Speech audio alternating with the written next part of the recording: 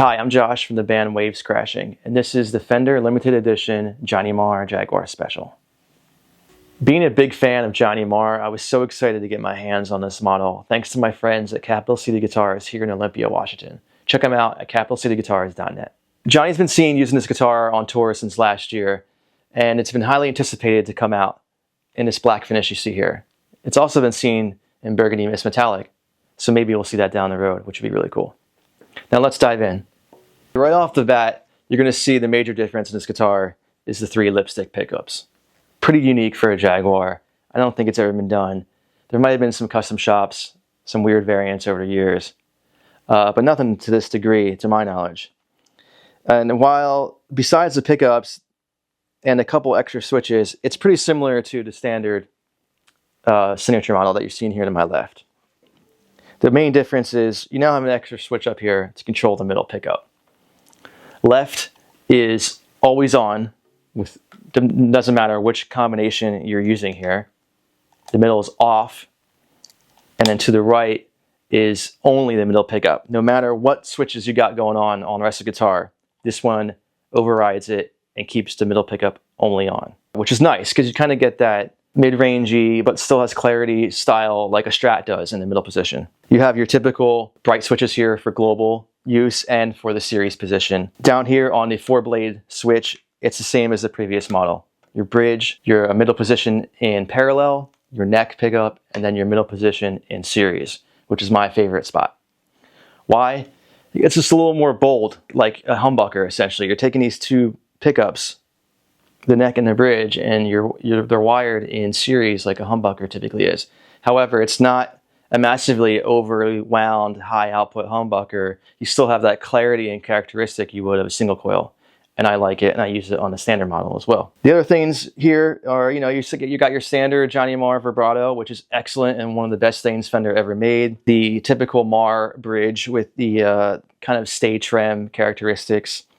However, though, it's a 9.5 radius to match the board here, which is new. The standard signature model has a 7.25-inch radius to match the vintage style of his favorite 60s model.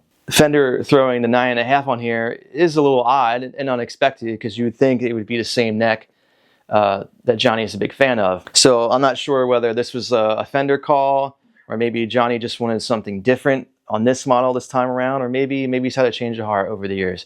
I don't know. We're all allowed to change our minds. The major things I noticed as soon as I plugged in this guitar is obviously the lower output of the lipstick pickups, which is to be expected. They are a vintage style pickup. They're not going to be super hot. They're going to be pretty warm and low output. So great for clean tones. However, I did notice it was pretty dark, and I took a peek under the hood on the control panel here to see what kind of pots they installed. And they are 250K pots, which is a vintage style, and it is pretty dark. Whereas the standard Johnny Marr model has 1 meg, the brightest. And personally, to my taste, I rather have the brighter ones and then control my treble on a pedal or the amp. On the amp behind me, and which I'll show you in a little bit, is I had to turn my treble up a bit because matching the other Johnny Marr Jaguar, or the Marwar as they call them, there's a total mismatch. So if I had to plug in one and then I plugged in this one with my settings, I had to change my settings because they're way different. The standard one is way brighter, while this one is much darker. So I think down the road, I'm going to install brighter pots on here to my taste. It is another interesting specification though. Why the 250K pots? I did a quick Google search to see what lipstick pickups are typically paired with, and I found that most of them are 500K and 1 meg, which makes sense. I can see that the 1 megs might be too bright in some people's taste depending on your amp and your setup, but you can always dial that back with the tone knob or just on your amp. So for me, I rather start high and then kind of go low if I need to, rather than vice versa. In the future, I'm going to install brighter pots here, and I think I'm going to go with 1 meg to match the other Johnny Marr Jaguar. It's just an interesting delta as far as the difference in tonal qualities. You know, Johnny's known for his jangly, chimey tone with the Smiths, with, electronic, and even his solo albums, Modest Mouse, all that stuff.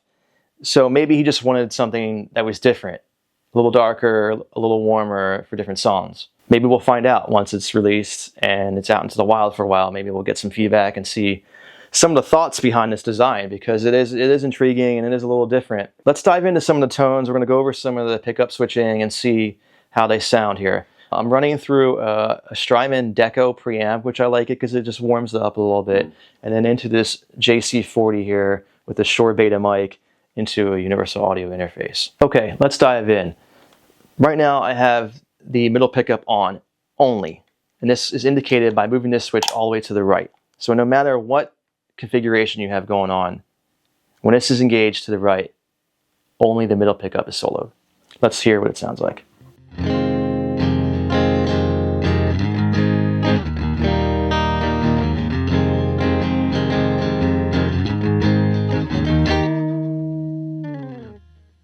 Kind of has that middle position Strat-like sound and quality, but a little more smooth and rounded in my opinion.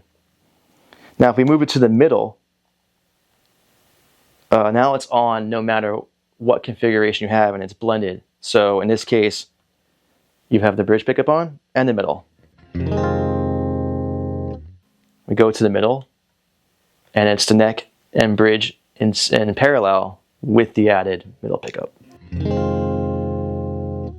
We move to the neck position. Now it's neck and middle.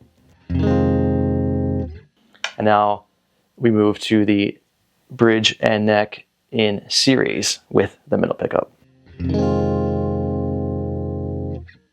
Now we move the middle pickup selector to the left, and now the middle pickup's completely off. No matter what you do, is bypassed.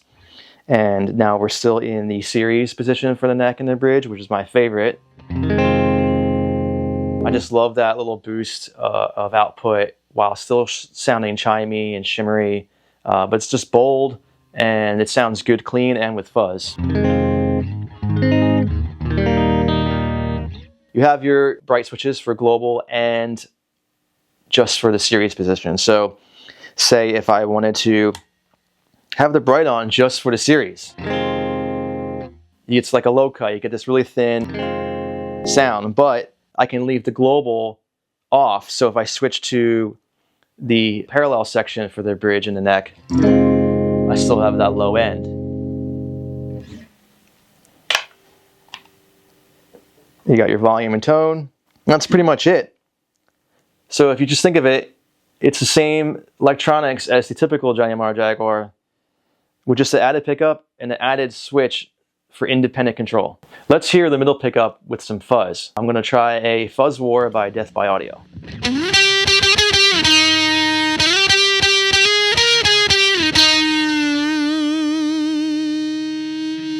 Now I have the fuzz cranked pretty high, and you can tell not too much gain. Again, it's lipstick pickups, pretty low output.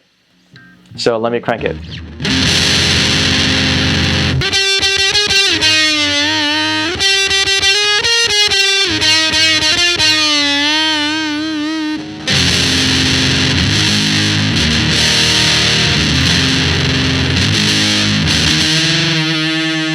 Now let's just try it with the middle pickup on with the series position.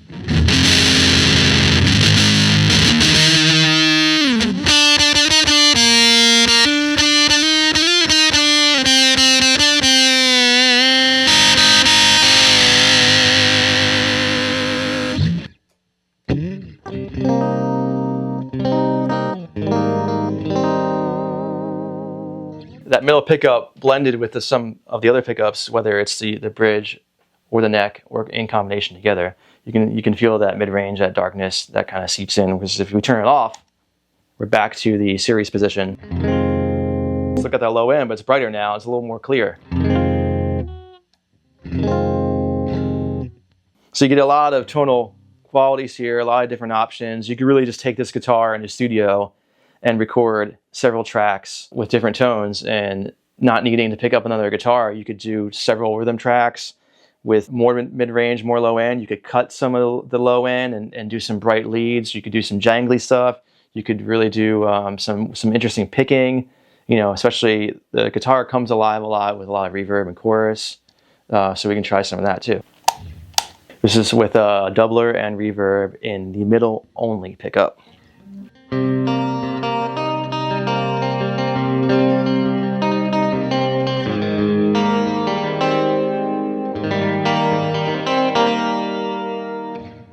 And let's throw it in with the series position. And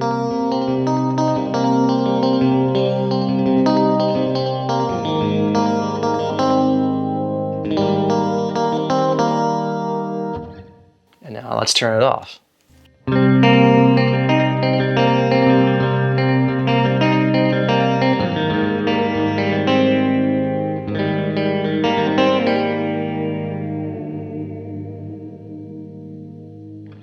We could get it even crazier and do some reverb before and after the gain.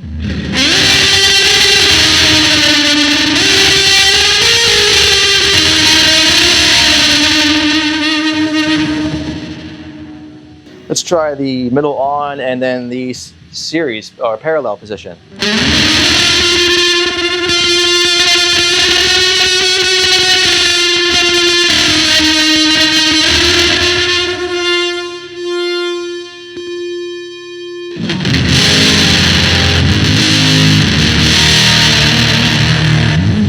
So you can get a lot of different tones out of this. You can get big, small. It does well with fuzz, although you gotta crank it more because of the gain. You know, if you throw a preamp pedal before it, you can crank some drive with it, some more saturation, and that will push the fuzz a little bit more. It does really well with reverbs and delays, so, you know, which you would expect with Johnny Marr, of course. It's a really fine instrument. It's really built well. Fender did a good job, you know, looking it over. I didn't find any issues with the guitar. The paint was great. The craftsmanship was great. The neck pocket, everything was set up pretty well. You know, I had to adjust the bridge and do the intonation. I slapped some new strings on it, oiled the board because, you know, they usually come pretty dry. The neck was straight. Didn't need any adjustments on that.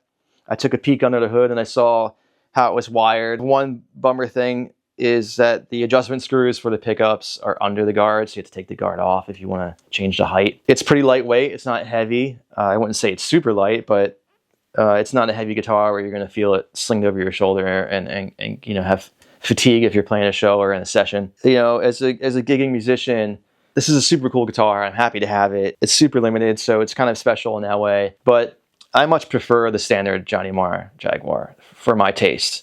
You know, for the indie rock shoegaze thing that I do, that guitar seems to just kind of fit the bill better. I'm also a big fan of the vintage radius. It just kind of just contours my hands and fingers better. You know, that's a preference thing.